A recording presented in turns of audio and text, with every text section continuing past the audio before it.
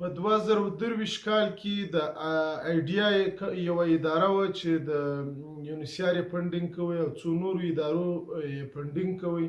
چې د دې ادارې مرکز په خیبر پښتونخوا کې ده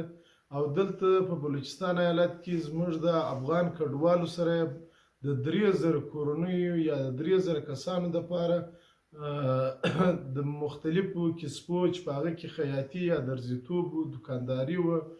موبایل ریپرینینګ و، مقصد دا رقم د کپړو دکانونه، دا رقم سامانونه د 14 ایټمو که 14 ایټمو سامان ورکوي. نو چې دا د افغان کډوالو دپاره یو ډېره غټه مرسته وه چې خصوصا په سرانانو پنډغالي او پنجپای یا محمدخیلو کیمپو کې د دا خلکو سره کومک کوي چې زموږ د سرانانو په کیمپ کې د 900 کورنیو سره دا مرسته شروع کړله چې په دې کې زیاتو کورنیو ته ورکړل شوه، خو څه کورنۍ چې هغه د دوی کارډونه په لاس لري هغه یې ورنه کړله. نو کوم د آیډیا د مسؤل چې و چې په کوټه کې پروګرام د میډیا یا رسنیو په وړاندې یا په مخ کې دا وویل چې موږ مقصد دغه سامانونه چې دي دا ټولو کورنیو ته به رسوو. کوم هغه ایټم چې دوی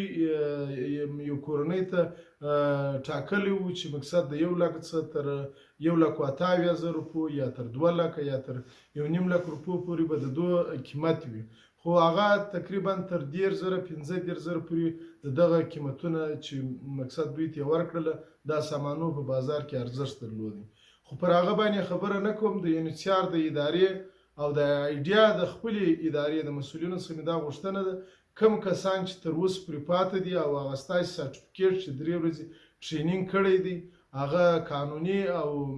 انساني حقوقو پر بنیاد د دوی حق جوړیږي. نو په کار دا ده چې په 2024 کې دغه جنوري ختمه شو، فبروري نن 2 تاریخ دی، باید په د فبروري د مارچ پورې د دوی د کم سامان چې دی هغه باید ورکړل شي او که چیرې خدای نخواسته ورنه کړل شي دا به د انسانیت او د پاکستان د آئین